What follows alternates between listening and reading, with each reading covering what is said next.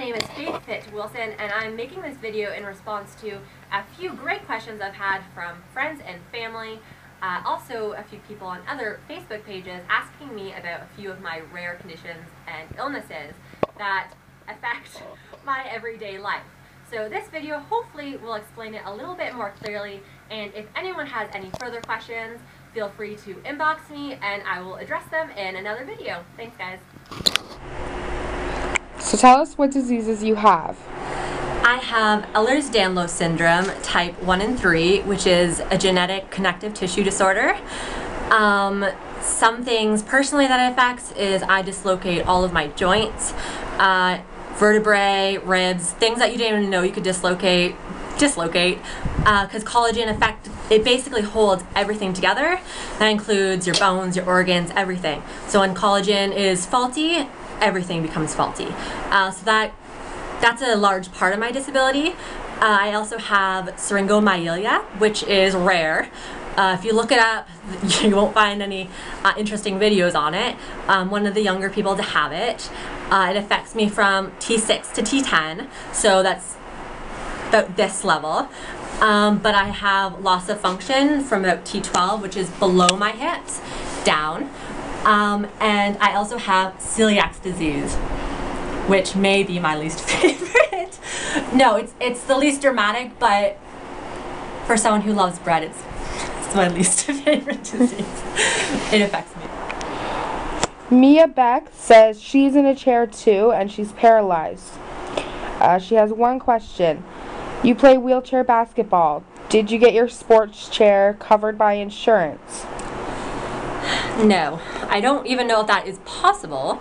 Although in Canada there are quite a few funds if you're looking for a sports chair or any special para-sport equipment. You can apply and chances are they'll give you a bursary to help pay for a portion of the chair or whatever equipment that is. Susan Schaefer asks, how do you stay positive and involved when your disability limits what you can do?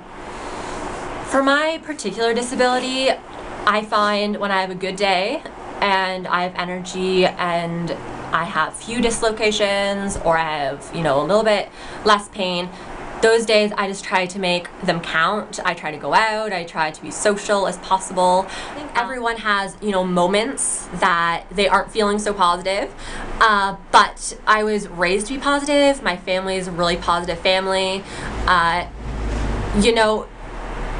Being positive is within you. It doesn't matter your physical ability. You just have to have it within yourself. You have to keep fighting. You have to keep going and keep pushing and continue on. Being negative is gonna get you nowhere. I know that sounds kind of brutal, but there's no benefit to being negative. Being positive, on the other hand, you have the opportunity to affect other people positively and pass that on, which I think is fantastic. Susan also adds that she has a son who's an adult now and quadriplegic from cerebral palsy at birth. She wonders what might help him get back to being more social.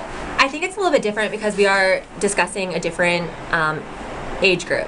However, it is really, really important to stay as active as possible all through your life. And again, not that I am swaying one way, but I do suggest parasports. I'm not too familiar exactly with your son's disability, but I do know a few people with CP. I've played basketball with them, played a few sports. So I am a little bit familiar. So I would say parasports. Even some parasports like wheelchair curling are available.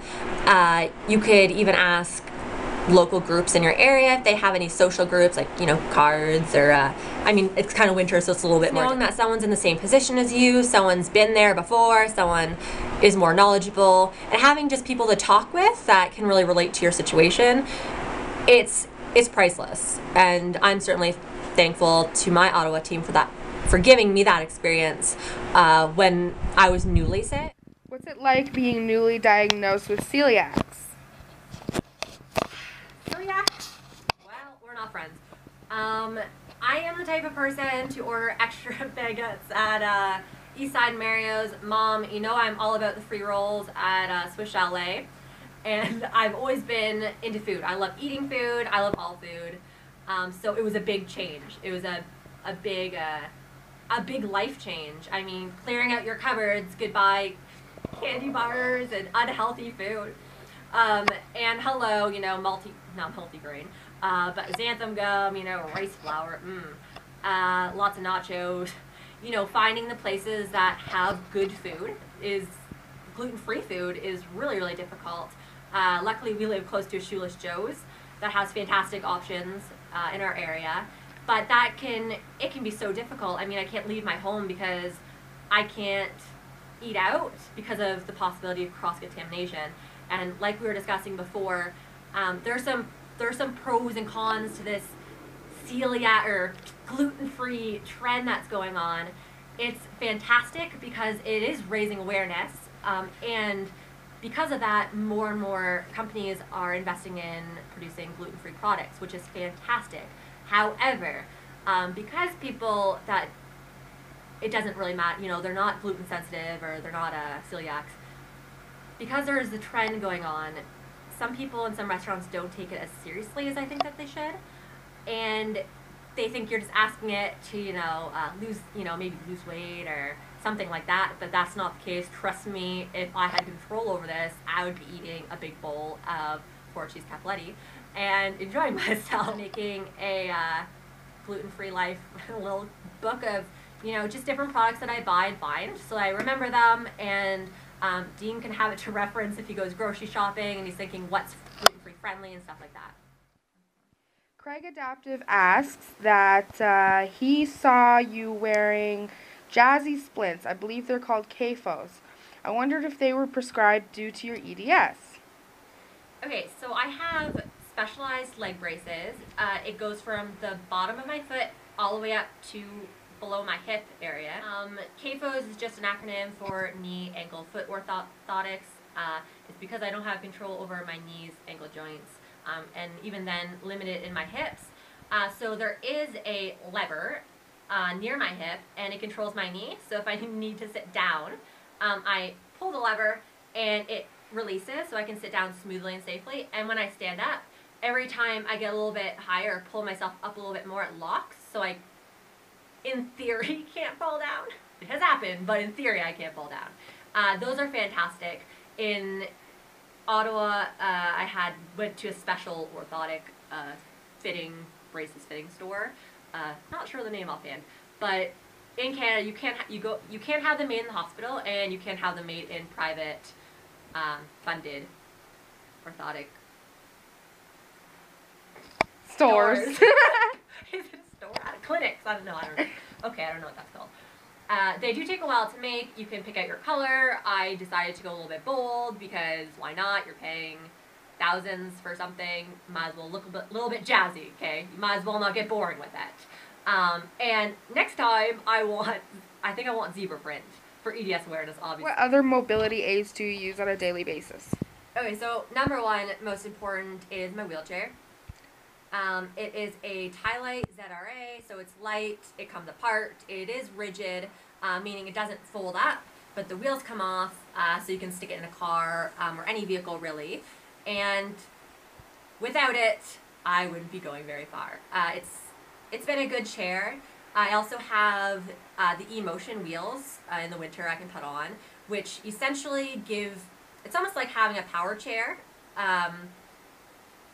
but it attaches to your manual chair, so you don't have to worry about the size or bulkiness or charging, really, that you would have to with a power chair. But if I give it one push, it can give me 11 times, basically, what I'm putting into it, which is fantastic. So people with shoulder issues, wrists, quadriplegic, anyone like that, is a huge, huge help to have those. I do have the leg braces. I have drawers and drawers full of my neck brace, my knee braces, braces for everything you can imagine, slings. Yeah, they're quite full. My neck brace is really important. Stella, my service dog in training, is also a huge help. She's a puppy, so mobility-wise, she can pick up things I drop. She can open things that I can't, like fridge doors. She can turn on lights. She can take off my shoes. She can do a lot of things, which on a given day I may not be able to do. And that is one thing with EDS, because it changes day to day.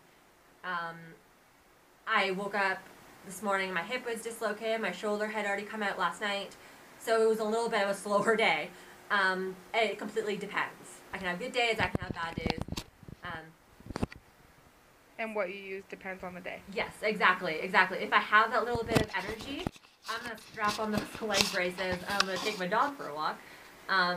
If I don't, then I kind of look like a little old lady, and I'm like, I'm coming, I'm pushing, I'm not going very far, or I'm totally stuck, and people are, when you get stuck in the snow, everyone's like, let's rescue her, and then everyone starts coming on me and trying to pick up my chair and, like, push me out of the snowbank, which you can't push me out, Chris asks, what's it like to not have everything at your height level, for example, at grocery stores or even in your own kitchen?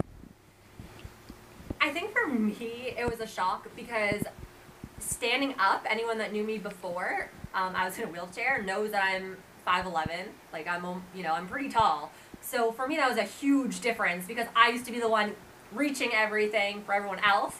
And even like a couple weeks ago or whatnot, Amber and I went shopping at the grocery store, and I had my leg braces on because I had been snowed in. So I'm seeing all these new products on the higher shelves, and I'm just picking up everything off the higher shelves because I was so excited I could reach them and not ask for help, which is the big thing. In the kitchen, it could get kind of dangerous because I like balance on my chair and I'm trying to like reach the plates, and like things are falling on you. You're like, please don't fall. Please don't fall. It can be a little bit dangerous. And of course you miss out on a few things, but I'm not going to ask every time I need help reaching the top shelf. Just look on the lower shelves. I'm sure there's food down there too that you can eat. But yeah, I think, like I said, I don't know how tall I am now. I'm probably, what am I, like 4 feet tall? Maybe 4 feet tall? Say? I am still tall for in a wheelchair. Like in comparison to other people in wheelchairs, I am comparably still a little bit taller because the wheelchair is made to fit. So, I mean, even in a wheelchair, I'm tall, but not as tall as I used to be.